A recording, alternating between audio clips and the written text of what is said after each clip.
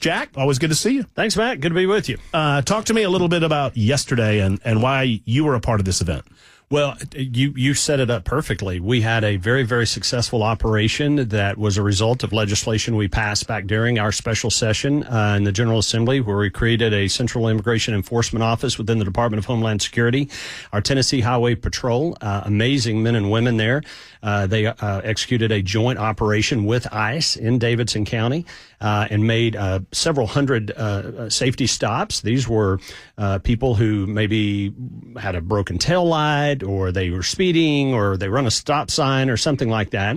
And as a result, identified numerous violent people who'd committed crimes, had outstanding felony warrants, and were taken off the street. That's a wonderful thing. We should all celebrate that. And that's exactly what we did yesterday at the Capitol. Congressman Ogles put together an event. We had 2 representatives from ICE, one of whom is over ICE operations in the state of Tennessee at the event, and another gentleman who's also involved with ICE. And they were there so we could say thank you. Thank you for making Tennessee a priority and helping us get these violent people off the street. So I was honored to join several members of the General Assembly, Congressman Ogles, who had a Metro's council member who was there. We had a victim, someone who had been a victim of violent crime perpetrated by someone who's in the country unlawfully. She spoke, did an amazing job of telling her story as a victim of crime.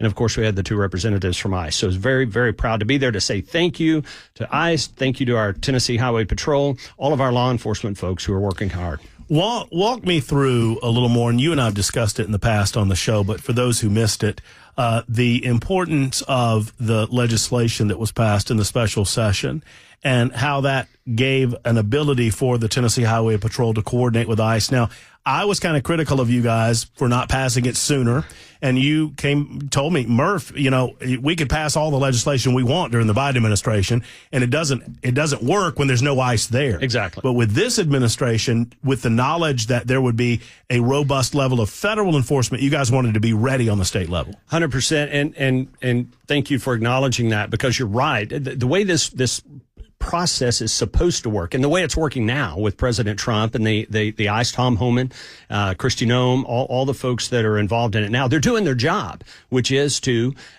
work with local law enforcement. If you're a sheriff's deputy or a police officer or a Tennessee Highway Patrolman and you encounter someone and you have to arrest them, take them into custody, and they have processes in place, and if they have reason to believe you may be in the country illegally, you notify ICE. They issue a detainer warrant, and you can hold them, and then ICE comes and gets them after they've been adjudicated, and they remove them, and they get them out of your community and potentially deport them. And that's what's happening now. That was not happening under the Biden administration. So when President Trump was elected last November, we'd obviously we're very much hoping that President Trump would win that election. And if he did, working with the governor's office, we wanted to make sure that Tennessee was in the best possible position to cooperate with these immigration custom enforcement officials, because it is a partnership. It's our sheriff's deputies, our police officers. They're encountering people. They're making thousands and thousands of stops and arrests and things all over the state.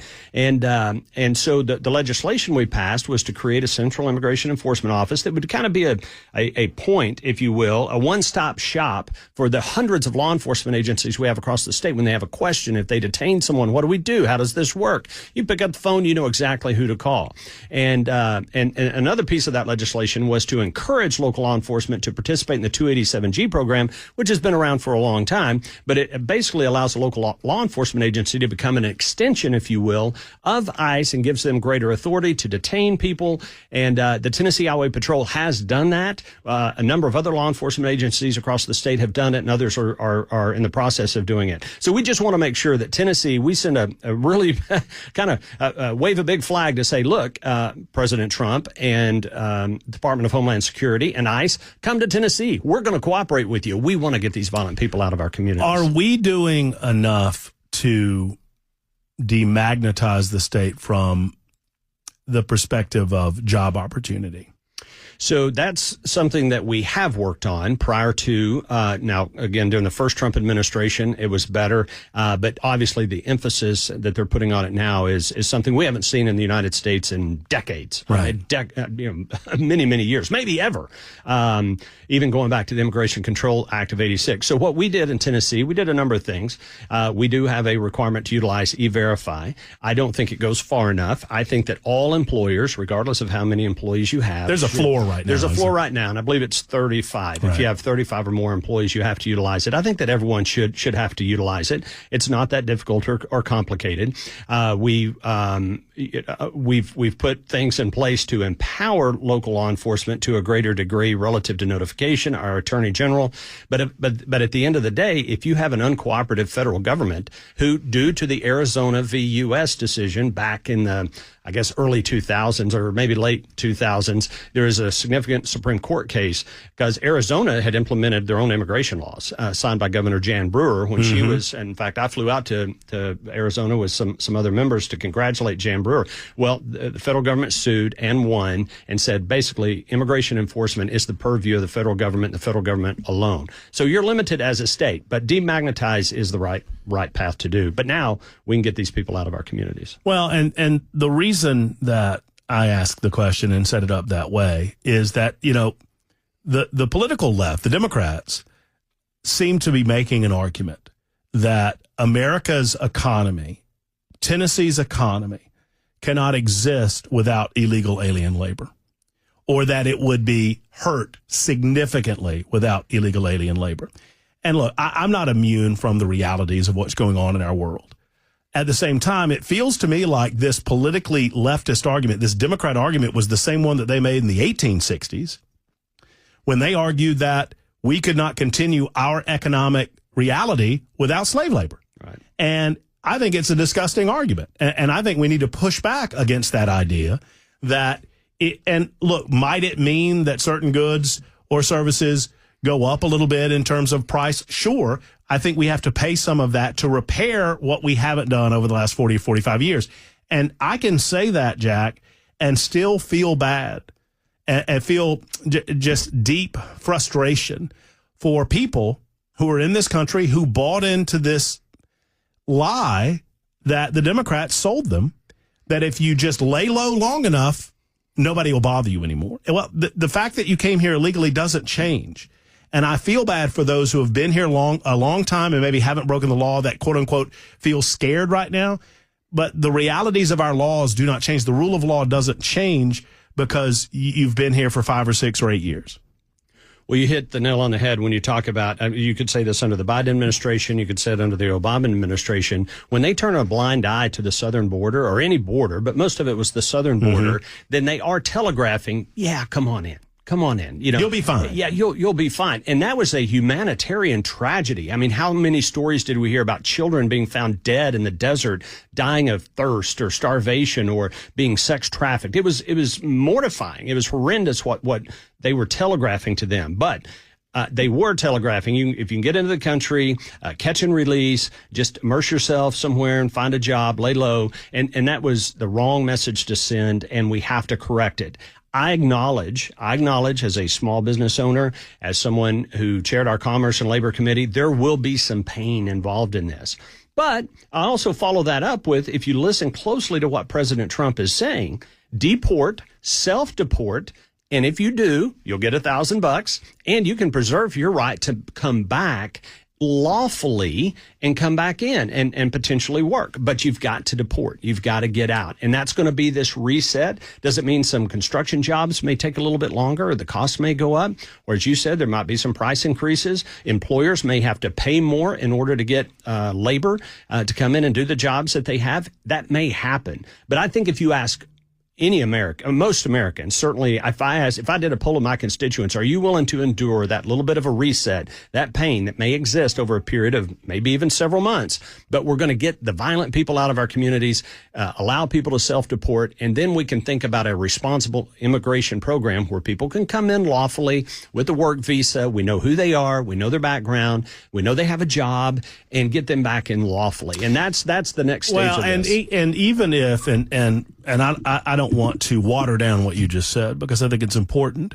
But I've said many times on the show that I would be willing to. I mean, the last 5 years, let's just forget about it. If you came here the last 5 years, you got to go back home. Yep. You got to start over.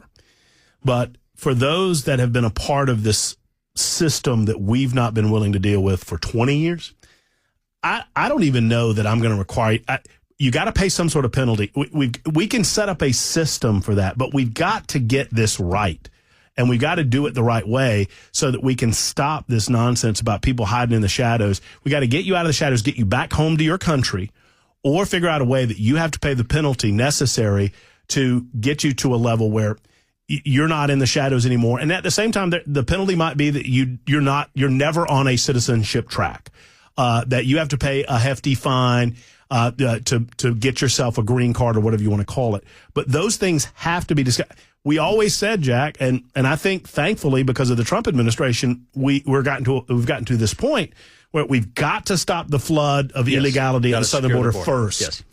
Well, we're doing that, and I think there comes a time where we need to stop. And it is a messy conversation that I think some people are going to take a very, very hard line on.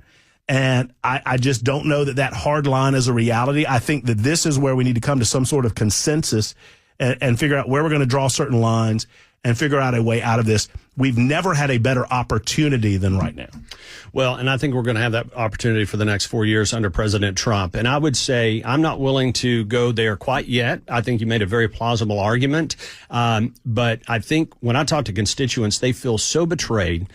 Even going back, no one's a bigger fan of Ronald Reagan than I am. But the Immigration Reform Act of '86, I remember that. I think I was a senior in high school. But Ronald Reagan granted amnesty to 3 million. Based on a promise. Based on a promise that you're going to secure the border, you're going to fix the immigration system. And the Dems never did. And I'm old enough to remember that. And so you still feel that sense of betrayal. So I'm fine. And I think what President Trump is doing is focusing on the violent folks, the criminal element. That's right. And those who have come, I agree, most recently, let's just keep working on that.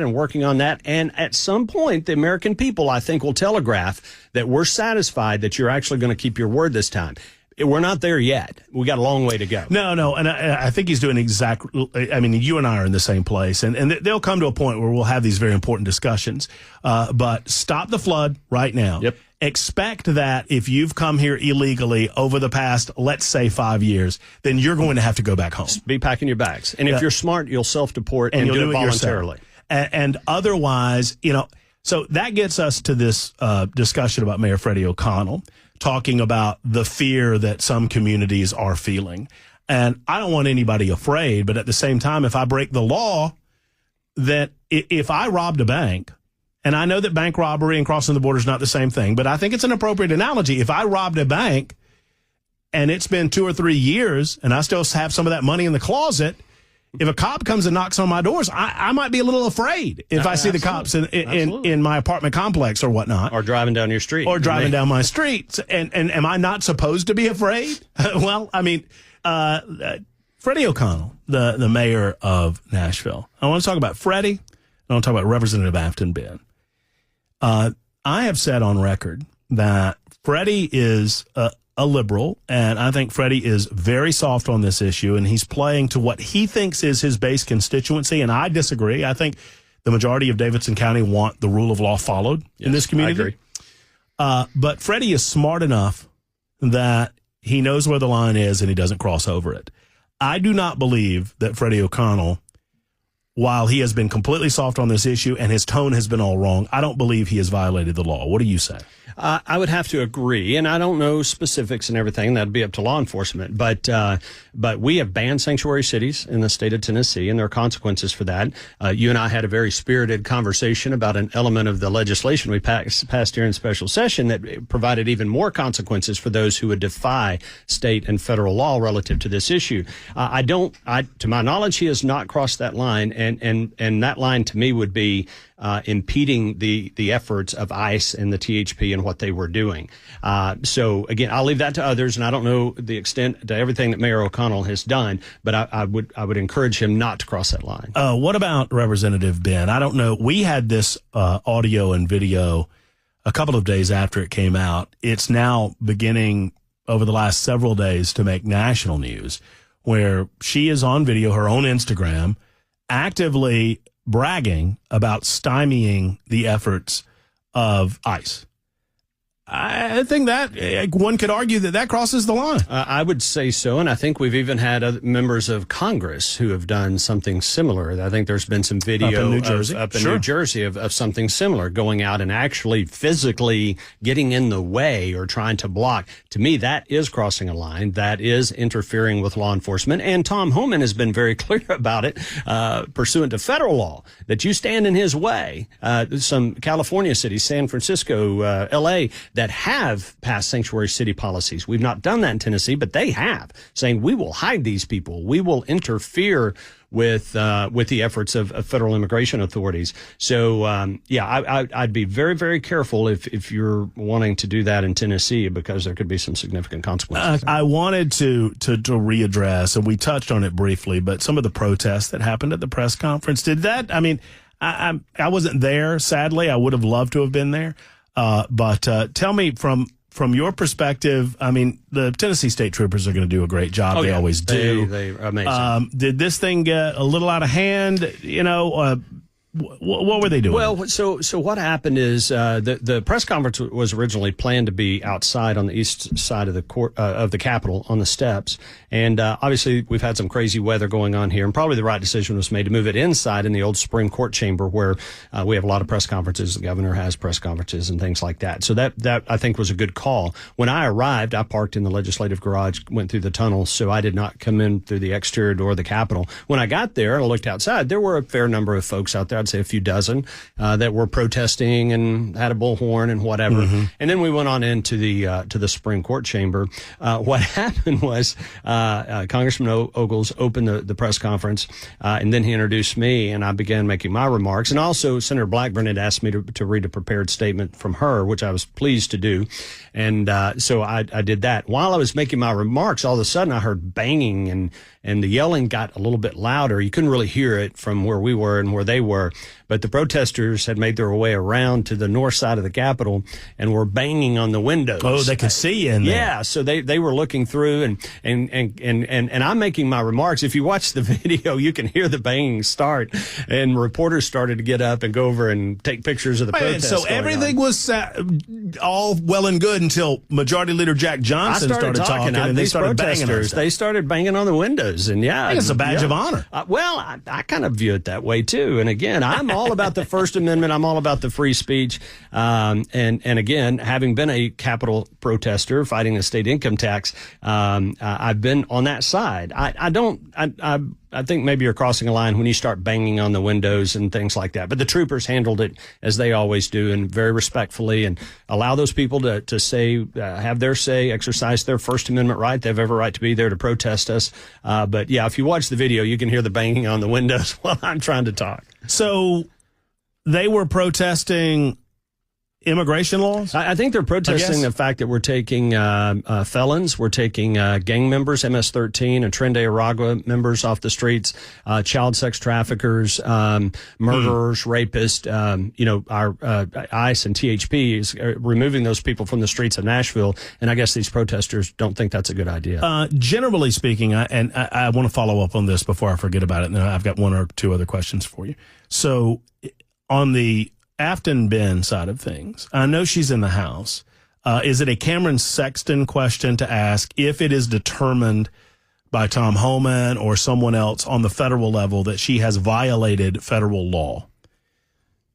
Then at that point, I would think that triggers some sort of action on the part of the House of Representatives with regard to her status and whether or not she'll be censured in some form or fashion as a representative. Exactly. Well, you've got two paths to go down. One is the potential criminal prosecution. If in fact it's found that she did violate law, then she could be prosecuted in federal district court, and ICE or the U.S. Attorney for the Middle District of Tennessee could pursue criminal charges against her or anyone else who is impeding the efforts of ICE. And Tom Homan has been very clear that he will do so if you get in his way or in the way of his men and women that are doing their jobs. You can yap about it all you want, absolutely, but do not get in the way. But if you show up and actually try to impede the efforts of these officers, then you can face stiff consequences.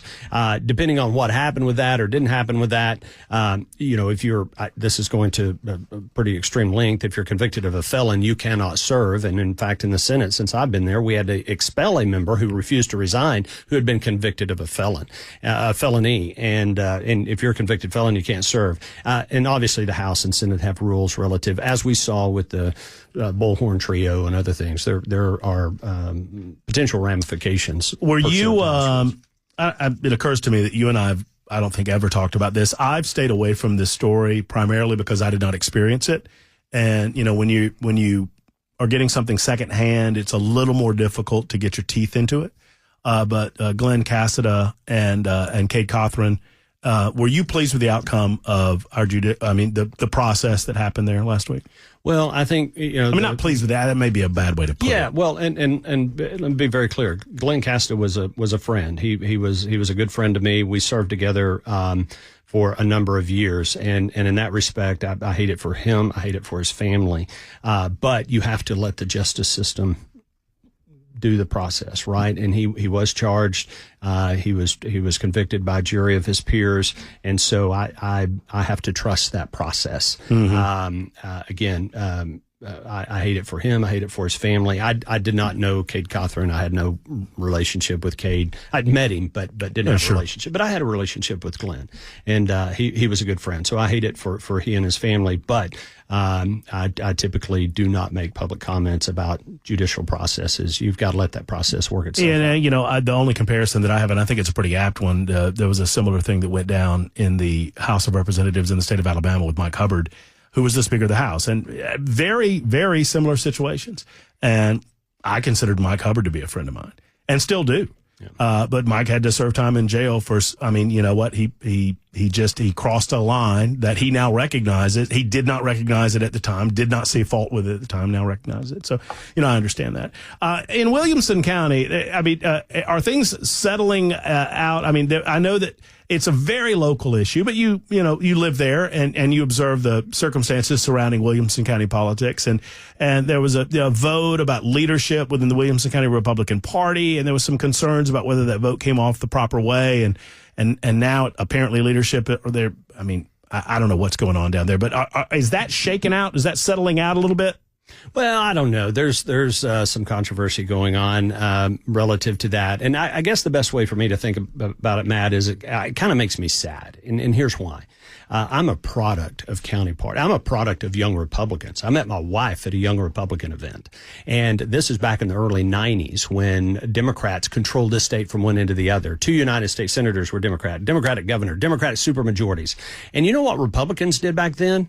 We stuck together. Mm-hmm. We celebrated being Republicans, and we tried to recruit more Republicans, and we tried to grow the party and build the party. We tried to elect Republicans, and we'd get close. We'd get close to a majority in the House, and then we'd lose a couple of seats. But we fought and fought, and my wife and I, and as do thousands of others, we have a lot of blood, sweat, and tears on the battlefield of getting our state to be the ruby red state that it is. And I've had a front row seat as a member of the Senate, and I'm blessed and so incredibly grateful for that. So it saddens me when I see people in positions of authority or leadership or that are trying to divide the party, that are trying to destroy the Republican Party. And what I find about a lot of those people doing that, the reason they don't mind tearing it down is because they didn't help build it.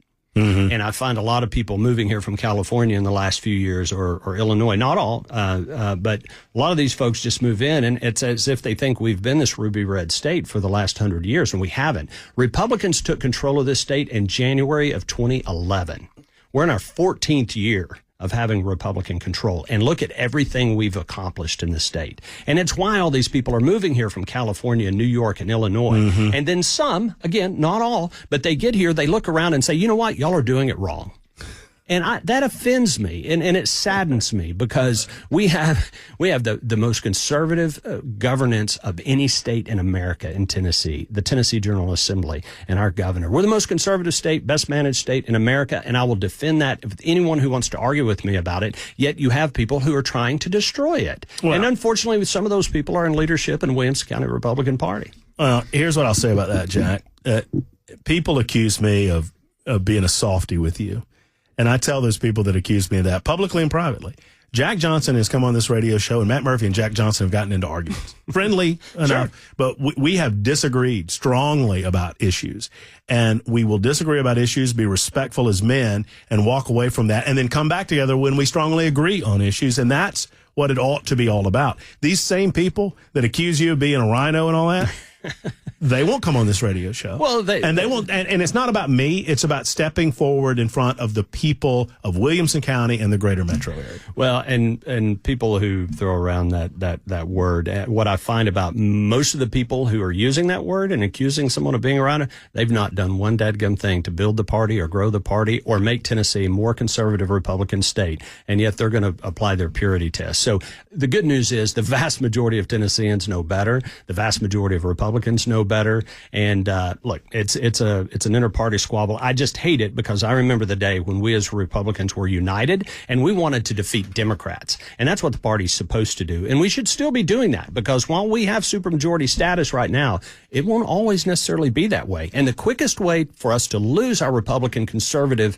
authority in this state is by fighting with one another. So I'm going to encourage people to let's build the party, grow the party, disagree when we're going to disagree, but understand that we probably agree 98 out of 100 times. Let's don't let that too. Reagan said, if you're with me 80% of the time, you're 80% my friend, not 20% my enemy. And unfortunately, we've gotten to a point with some in Tennessee that no matter what you do, no matter how conservative you are, it's never going to be good enough. It's well spoken.